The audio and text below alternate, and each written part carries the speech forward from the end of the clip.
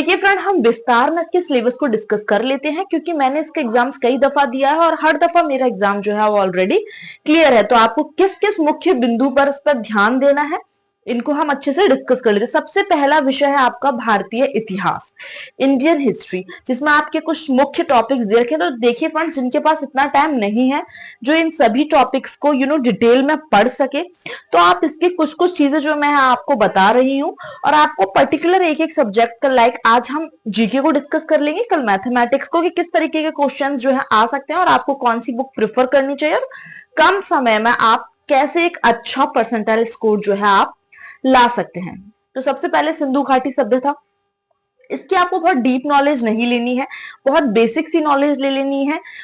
ठीक है, सेम बौद्ध धर्म, जैन धर्म, यही कि उनके पहले तीर्थंकर कौन थे, आखिरी कौन थे। बौद्ध धर्म का आप ले सकते हैं कि कब से इनका जन्म का तारीख था, कब नहीं था, कौन सी सन थी, इनके पिताजी माताजी का नाम, ये सब पढ़ सकते हैं। सम्राट अशोक मौर्य वंश के बारे में आप चंद्रगुप्त मौर्य, गुप्त वंश में आप चंद्रगुप्त मौर्य, उसके बाद समुद्रगुप्त, इन सब के देखिए उन्होंने खुद ही दे रखा है कि आप समुद्रगुप्त के बारे में पढ़े और चंद्रगुप्त द्वितीय के बारे में पढ़े, अन्य किसी भी गुप्त वंश के बारे में, किसी और शासक के बारे में आप ना पढ़े। ठीक है, राजपूत काल, सल्तनत काल, मुगल साम्राज्य, मुगल साम्राज्य में ज्यादातर जहांगीर के क्वेश्चन उठाते हैं, तो आप जहांगीर के बारे में थोड़ा अच्छे से पढ़ लें।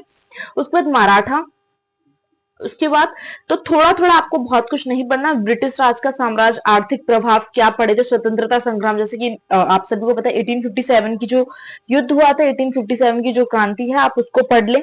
उसके बाद है इंडियन नेशनल मूवमेंट, देखिए इसमें भी सारे तरह के स्वाधीनता आंदोलन के प्रारंभिक वर्ष, देखिए आप कितने, जैसे कि आप सभी को पता है इंडियन नेशनल मूवमेंट को अगर आप स्टार्ट करें तो 1905 बंगाल विभाजन से स्टार्ट करें, और आपको 1947 का जो नेशनल मूवमेंट था वहां तक लेके जाना, यानी कि आपका भारत छोड़ो आंदोलन 1942 में हुआ था। उसके बाद तो आपको पता है स्वाधीनता के लिए हम लोग 1947 में लड़े ही थे। तो आपको कुछ कुछ जो है मुख्य कवर करने हैं। आप 1905 का कर सकते हैं, 1916 का कर सकते हैं।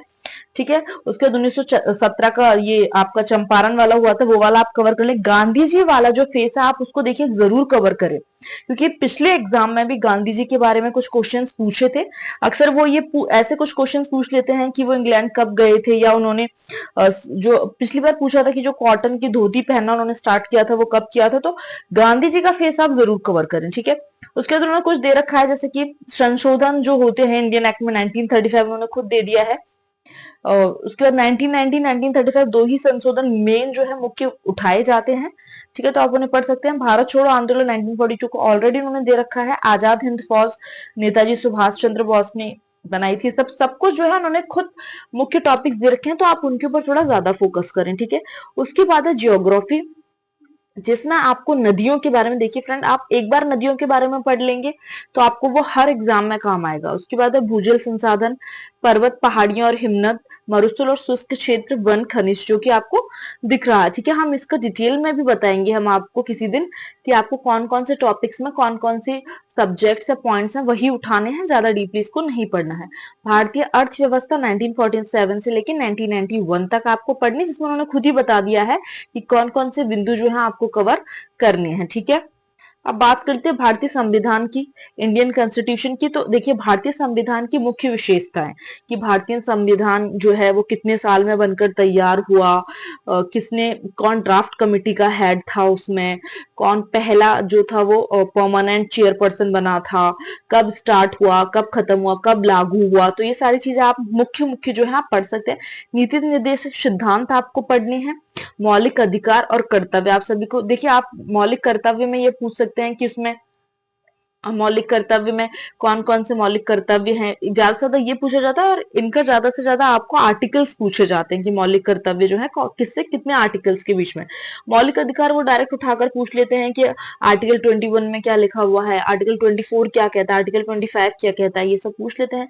संसदीय प्रणाली, ठीक है, इसमें संसदीय प्रणाली में आपसे ज्यादा से पूछ लेते हैं कि किस कंट्री से इसको हमारी कंट्री ने अपनाया है, तो ये ज्यादातर पूछ लेते हैं। संघीय प्रणाली, संघ, केंद्र शासित प्रदेश, केंद्र राज्य संबंध, इन सब के आर्टिकल्स आप लोगों से वो पूछ सकते हैं। न्यायिक यानी कि आपको सर्वोच्च न्यायालय, इन सब के आर्टिकल्स बहुत इंपॉर्टेंट है, जैसे कि शपथ के बारे में, अगर उसका मुख्य न्यायाधीश है, फिलहाल आप सभी को पता है कि न्यू चीफ जस्टिस जो है इंडिया के बने हैं, तो उसको देखिए आप आराम से पूछ सकते हैं उस क्वेश्चन को। उच्च न्यायालय के बारे में, यूपी के उच्च न्यायालय के बारे में कुछ भी बेसिक क्वेश्चंस वो पूछ सकते हैं। जिला प्रशासन इसलिए पूछते हैं फ्रेंड्स क्योंकि इसके बाद जो यूपी ट्रिपल एससी की वैकेंसीज आती है उसमें लेखपाल वगैरह या फिर और भी कई फॉरेस्ट डिपार्टमेंट की वैकेंसीज को इंक्लूडेड करते हैं, तो जिला प्रशासन की थोड़ी बहुत नॉलेज आप सबको होनी चाहिए। ठीक है, उसके बाद सामान्य विज्ञान है जिसमें आपका भौतिक विज्ञान है, रसायन विज्ञान है, जीव विज्ञान। जीव विज्ञान में बहुत डीप नहीं पूछते हैं, आपको सेल्स वगैरह के बारे में पूछ लेते हैं। रसायन विज्ञान में आपको कोई कुछ बेसिस कॉस्टिक सोडा या फिर सॉल्ट वगैरह या फिर कुछ भी किसी भी चीज का फॉर्मूला, एसिड बेस से कोई रिलेटेड कोई रिएक्शन, ये सब पूछ लेते हैं। भौतिक विज्ञान में कुछ पर्टिकुलर टॉपिक्स हैं जो मैं आपको अच्छे से बता दूंगी, उसके बारे में ही पूछते हैं। उसके बाद बेसिक मैथमेटिक्स जिसमें आपको पूर्ण संख्या का ज्ञान होना चाहिए, प्रतिशत निकालना, परसेंटेज निकालना आना चाहिए। साधारण ब्याज ही बोला है इन्होंने, और साधारण ब्याज भी नहीं है, साधारण अंकी गणितीय समीकरण है। उसके बाद वर्ग और वर्गमूल, किसी भी बहुत मैंने देखा है पेपर में बहुत कठिन मैथ नहीं पूछते हैं। अगर किसी ने 10 तक मैथ पढ़ी हुई है, मैं तो कहती हूँ अगर किसी को 8 तक भी बहुत अच्छे से किसी ने मैथ्स पढ़ी है, वो इसको आराम से सॉल्व कर कर इनके आंसर्स, मैथमेटिक्स इजी आती है तो आप आराम से निकाल लेंगे, आप टेंशन ना लें। तो जनरल हिंदी की हम बात करें तो संधि दो जो क्वेश्चन देखिए, आप इनके मार्क्स भी रखे हैं, 5 मार्क्स की ही आएगी हिंदी, तो ज्यादा 5 क्वेश्चन वो उठाएंगे। 5 क्वेश्चन जनरली वो एक विलोम शब्द से उठाते हैं, एक संधि विच्छेद से जरूर उठाते हैं वो। उसके बाद एक लेखक रचनाएं उठा लेंगे। टॉपिक इसमें 8-10 दे रखे हैं लेकिन वो 5 नंबर का ही देते हैं। तो 5 मेन जो टॉपिक्स है मेरे अकॉर्डिंग तो वो संधि आप एक अच्छे से पढ़ ले। एक पर्यायवाची शब्द वो उठा लेते हैं क्योंकि 2 एग्जाम्स मैंने देखा था, 2 में पर्यायवाची शब्द उन्होंने उठाए थे। तो जनरल इंग्लिश की अगर हम बात करें तो आपको देखिए थोड़ा बहुत व्याकरण, जनरली आपको आर्टिकल्स तो अच्छे से आने ही चाहिए, आर्टिकल्स पूछ लेते हैं कई दफा वो लोग। अब पहले नहीं पूछते थे लेकिन अब वो टेंस के क्वेश्चंस भी पूछ लेते हैं, तो आपको टेंस थोड़ा सा ज्यादा बहुत डीप नॉलेज ना हो आपको टेंस की, लेकिन बेसिक नॉलेज आपको होनी चाहिए कि किस टेंस में वो सेंटेंस को बोल रहा है, तो आपको डायरेक्टली टेंस पूछ लेते हैं। तर्क एवं तर्क संगति यानी कि रीजनिंग है। मार्क्स भी आप देखिए 5-5 नंबर का है सब कुछ। करंट अफेयर्स है, आपको जो फेमस चीजें हैं, जैसे आपको थोड़ा बहुत खेल जगत के बारे में पता होना चाहिए, कौन सा अवार्ड किसको मिला है, फिलहाल कौन कौन सी टीम जीती है, तो करंट ही इसमें आपको पता होना चाहिए।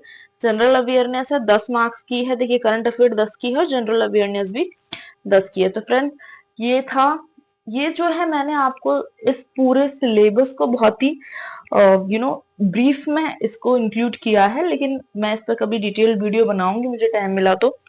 अगर आप लोग चाहते हैं मैं इस पर डिटेल वीडियो बनाऊं तो आप मुझे बताएं, और इसके एग्जाम्स प्रीवियस ईयर के भी हम सॉल्व करवा देंगे, और बहुत टफ नहीं आता है फ्रेंड। जनरल कैटेगरी की अलग जाती है मेरिट, उसके बाद ओबीसी की मेरिट अलग जाती है, सबकी अपनी अपनी मेरिट जाती है, और कई फेजेस में एग्जाम होता है तो नॉर्मलाइजेशन भी होता है। ठीक है, तो अगर आपको उसमें भी डरने की बात नहीं, अगर आपका शिफ्ट हार्ड है तो डेफिनेटली आपके मार्क्स बढ़ेंगे। अगर शिफ्ट इजी है तो थोड़े बहुत घटते हैं, बहुत ज्यादा नहीं घटते हैं, पॉइंट्स में कुछ घटते हैं, 2-3 नंबर, बहुत ज्यादा करेंगे तो 2 नंबर घट जाता है, अदरवाइज पॉइंट्स में ही घटते हैं, बहुत ज्यादा नहीं घटते हैं फ्रेंड्स। ठीक है, चलिए तो फिर मिलते हैं अपनी नेक्स्ट वीडियो में फ्रेंड्स।